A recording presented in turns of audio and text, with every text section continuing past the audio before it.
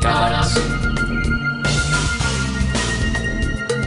caras, caras, caras, caras, caras,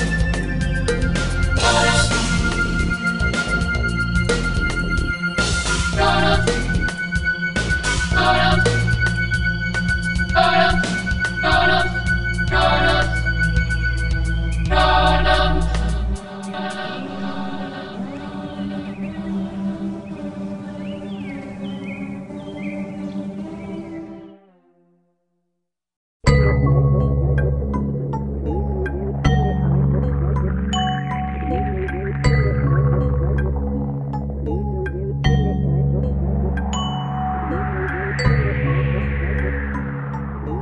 La ciudad se construye según la época y según las circunstancias, y en esa medida va dando morfologías y barrios diferentes.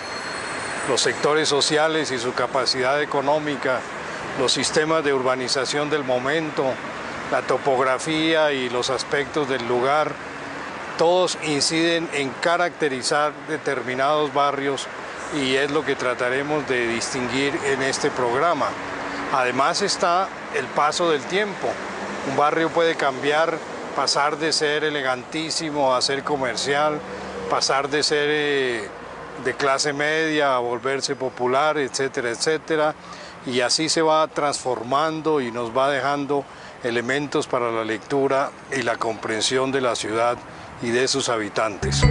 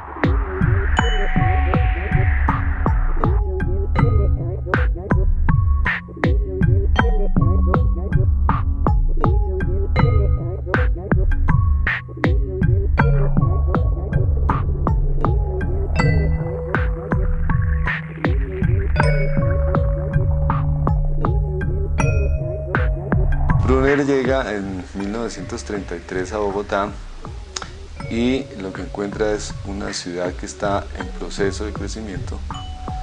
Ha salido del viejo casco antiguo que iba hasta la calle 26 y la calle Primera, y lo que los estudiosos han mostrado es el crecimiento de lo que se ha llamado la ciudad de barrios, comienzan a aparecer las áreas de residencia para todos los estratos de Bogotá por fuera del antiguo casco.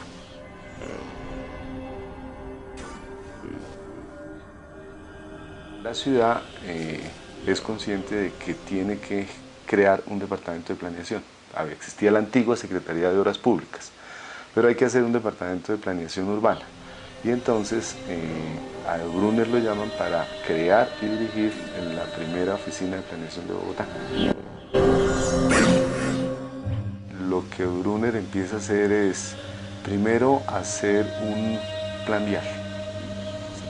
Había un gran desorden en las nuevas vías que estaban apareciendo. Y entonces Brunner empieza a hacer el primer plan vial para Bogotá, ¿sí?, para ligar el centro con los nuevos barrios que están apareciendo. Esa es una tarea que hace Brunner. Y lo otro que él empieza a hacer y que tiene una gran influencia es en el diseño de las nuevas áreas residenciales. Es un aporte fuerte que hace Brunner. Los barrios que se hacen, por ejemplo, al oriente de la avenida Caracas, que son fundamentalmente Teusaquillo, La Magdalena, el barrio Armenia, posteriormente La Soledad, ¿sí?, son barrios que incorporan varios de los elementos que propone Brunner. Y en las zonas del sur de la ciudad también los que se llamaban los barrios obreros reciben la influencia de Brunner y cambia el tipo de barrio que se está construyendo.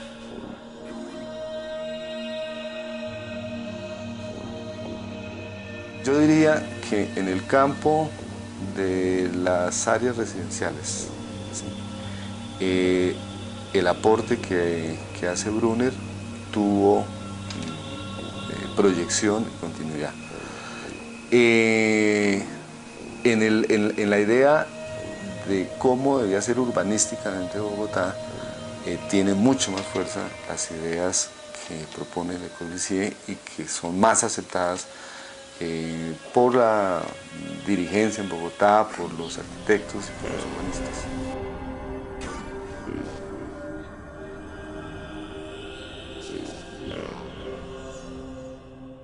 Eso hace 45 años, esto todo era la JAI, ¿no? Y salían las muchachas del servicio, salían mejores pintas que las dueñas de casa. Y eso tenía uno para hacer su chancecito ahí de conseguirse las viejitas.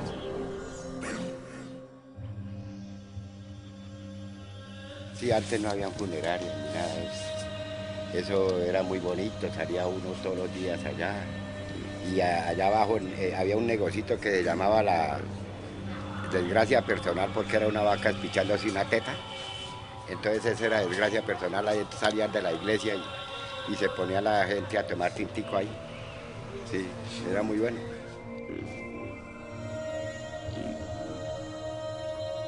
Ya desde que está la funeraria ya ha venido más gente, pero distinta. Sí, la gente que habíamos antigua, propiamente los de la tercera edad que habíamos, ya no hay casi. Sí. ¿La gente se ha ido yendo para el norte también? Se las ha ido llevando la huesuda, la muerte. Sí, esa es la que ha hecho aquí ha limpiado el barrio propiamente. De nosotros los viejitos ya poco lo que quedamos. Una forma de acercarse a Teusaquillo puede ser como observando los servicios urbanos. Pues un detalle de estas tapas pues reflejan como las primeras versiones del uso de medidores y contadores de agua. De hecho, el barrio Teusaquillo pues fue uno de los primeros que contó con este tipo de tecnología. Podemos seguir. Los espacios tendían a especializar unos como la vida social, como este espacio grande que es lo que hubiera sido lo que trataría de imitar, pienso yo, un patio central de casas más antiguas, que también se refleja en ese balcón. Aquí las modificaciones que ha sufrido la casa pues lo llevaron a convertirse o a presentarse a sus posibles compradores como la opción de ser una tienda con salida al barrio, tal como se ve pues en muchos sectores, no solo de Teusaquillo, sino de la ciudad, ¿sí? Ese recurso como de darle un uso múltiple a la casa. Aquí pues entra uno y lo primero que tiene que hacer es agacharse. Sin embargo, se conservan pues rasgos que son bonitos del uso de materiales en los años 30, como este tipo de porcelanas y estas llaves de bronce. Bueno, las casas cambian y pues es interesante pues ver ese rasgo como de estandarizar los gustos en distintos sectores de la ciudad. Tal vez otro de los rasgos como que tratarían de darle cierto tipo de como de particularidad o de distinción en un sentido relativamente modesto del término a estas casas no tan grandes del barrio de Teusaquillo, pues donde hay unas casas enormes y como de gran sofisticación, puede ser como el detalle de la escalera. Pues hablando de esos usos múltiples posibles de una casa como estas, pues otro de los usos que tuvo la casa viendo ese par de platos, pues esto fue un taller de cerámica hace un tiempo. O pues hay la opción, tal como se vio en el salón de abajo, como de estimular otras actividades, como puede ser la musical, que ya no existe, pero pues que se recuerda. En esta en particular pues se utiliza de alguna manera como centro de estímulo a la música contemporánea, joven y urbana. Sí, de hecho pues aquí funciona una disquera independiente que se llama Entrecasa, que es pues que parte de la iniciativa del grupo Aterciopelados, el grupo que pues se ensaya en esta casa.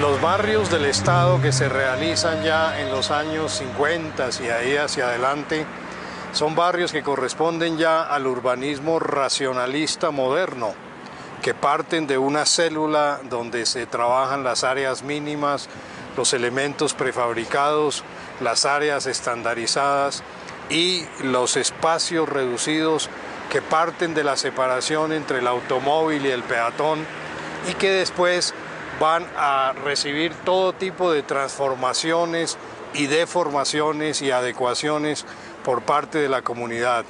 Por eso esos edificios, esas casas cúbicas y blancas y puras comienzan a sentir ya pañetes, enchapes, colores, voladizos, ventanas, ampliaciones hacia el frente en el antejardín para sacar la tienda o un local, ampliaciones hacia el jardín posterior para sacar otro cuarto, ampliaciones hacia arriba para la familia o para un apartamento de renta que van a llevar a que al final se confunda con otros barrios populares, con otros barrios espontáneos.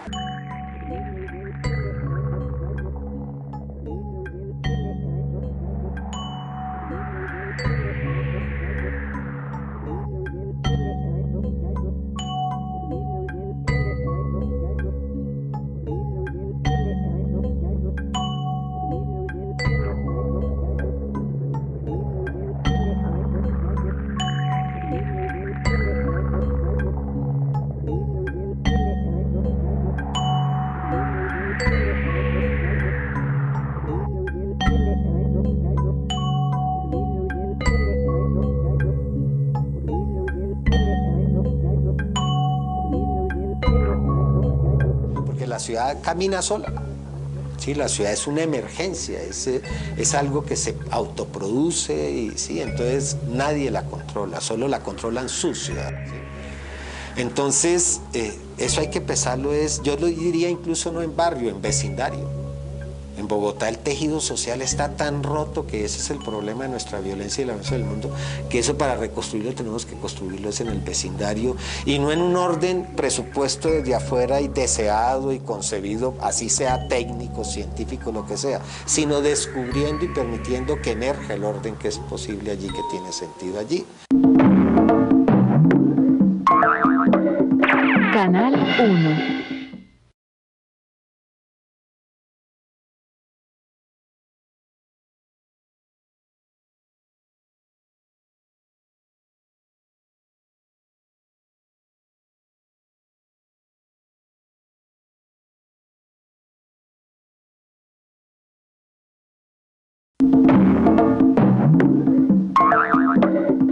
Canal 1.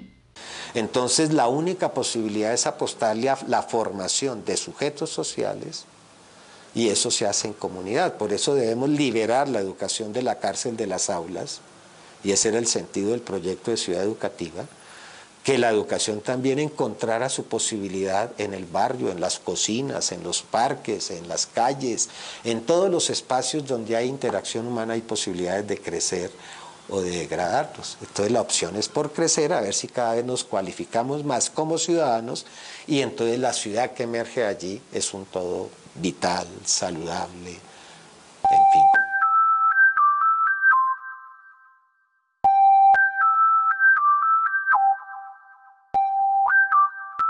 Este barrio fue hecho por etapas. La primera etapa es la de las bóvedas, que son unas casas pequeñitas y les dicen las bóvedas porque tienen la forma de una parte donde meten los muertos, como unas bóvedas. Entonces usted llega a Santa Catalina, sube un poquitico a mano derecha y ahí ve la primer casa bóveda que hay todavía sin arreglar y sin hacerle nada. Todas las casas de una sola planta chiquiticas son bóvedas. El resto es porque ya la gente las ha mandado a arreglar. Esto de allá, de Catalina para acá, hasta la 44, era un lago. Esto eran tierras movedizas. Pero cuando comenzaron a hacerlas, comenzaron a arreglar el terreno y fueron edificando la séptima etapa. Esta casa que yo tengo fue la primer casa para demostración de la octava etapa. Por esta se hicieron la séptima y la octava etapa. Mire, esta es la sala comedor. Desde esa época acá, yo no le he hecho ningún arreglo. Y tiene patio. Venga, le muestro. Esta es la cocina. Cuarto de San-Alejo. Este es el patio. Mire qué claro y qué lindo. Ella no tiene nada de construido. Únicamente le he empejado. Lo único que le hice es alberca para poder lavar cobijas. Esto estaba lleno de materiales cuando yo me fui donde el general y le ordenó a María Eugenia que la hiciera desocupar en el término de la distancia y me la entregaran a mí. Y yo trabajé acá. Yo celaba de noche para poder sostenerme. 200.000 pesos, ¿sí vio la escritura? 200.000 pesos. ¿Dónde consigue usted una casa por 200.000 pesos pagada 20 años? ¿Dónde consigue usted una casa así? Aquí trabajo el resto de mi día, gozo, hago de todo. Oigo música.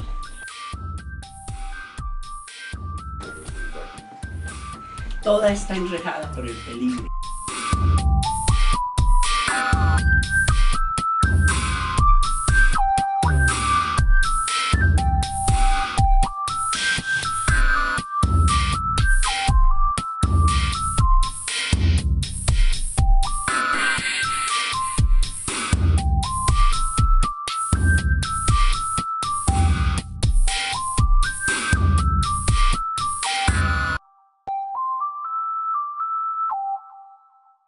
¿Cuánto tiempo lleva usted aquí en esta casa? Estamos del 51, que no tenía donde vivir. Y esto antes fue una obra de un ministro, que el hermano del ministro era amigo mío, y él fue el que me ayudó para esto. ¿Cuánto le costó la casa en aquel entonces? En esa vez salieron por ahí como a 10 o 12.000 pesos. Aquí es donde yo vivo. Vea. Yo manejé taxi 26 años para pagar esto. No todos los 26, pero digo, trabajé 26 años con taxi.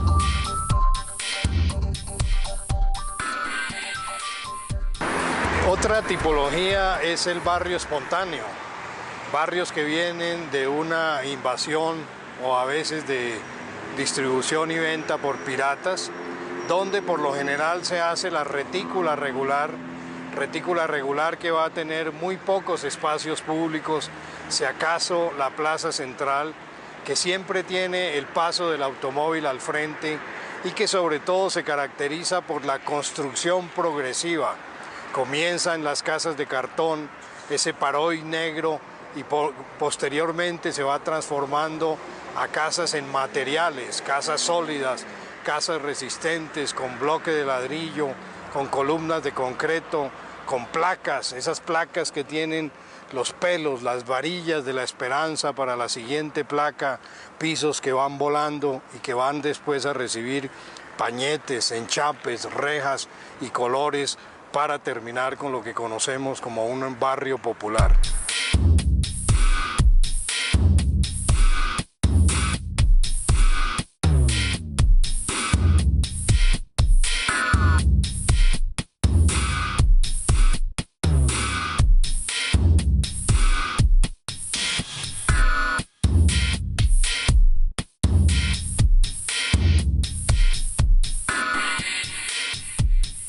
A partir del fenómeno de la violencia de los años 50, del crecimiento de las ciudades por oleadas migratorias que tienen que ver con la violencia, pero también por razones económicas, sociales en ese momento, que las ciudades y en concreto Bogotá comienza a haber un problema muy grande de hacinamiento, de escasez de vivienda y ya también problemas de servicios públicos, transporte, y servicios sociales un poco más adelante.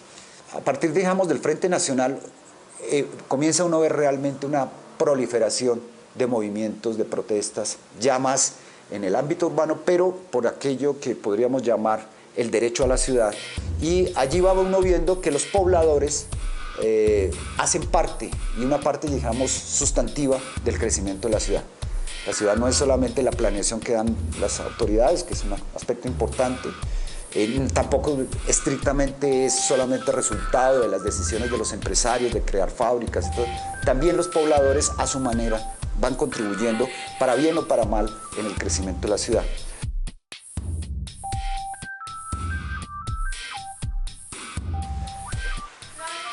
Cuando alguno de estos compañeros de esta zona 7 de partido dicen que por qué no ponen en práctica los conocimientos que traían de Cali. Entonces hacen en una reunión, se ponen de acuerdo y inician el conocimiento de algunos terrenos, la mira de algunos terrenos. Y alguien les dice que atrás de la Ortúa, de Hospital San Juan de Dios, hay un terreno baldío.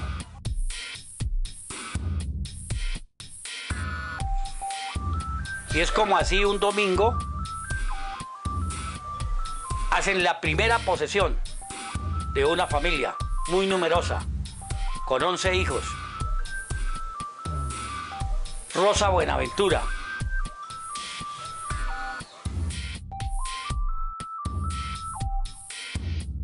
Esto crea ya un hecho. El barrio va creciendo ya con manzanas. Ya estaba demarcado, al principio fueron los mismos compañeros del barrio, que se demarcaba con una cabulla y con los pies a veces.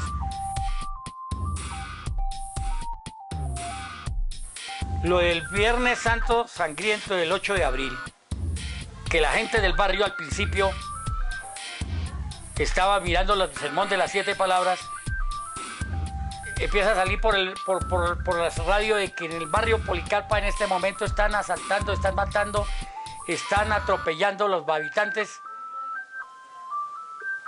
invasores. Entonces la gente, en lugar de, se salió fuera de las iglesias y la gente se vino hacia acá. Entonces esto fue rodeado por mucha gente. Unas que intervinieron, pues entrando a pelear con la fuerza pública para que se retirara, porque ya estaban un pelotón de la policía militar del ejército en la Ortúa para entrar. Pero la gente que llegó prestó solidaridad y no dejó entrar el ejército. lo retuvo allí. Allí hubo mucho herido.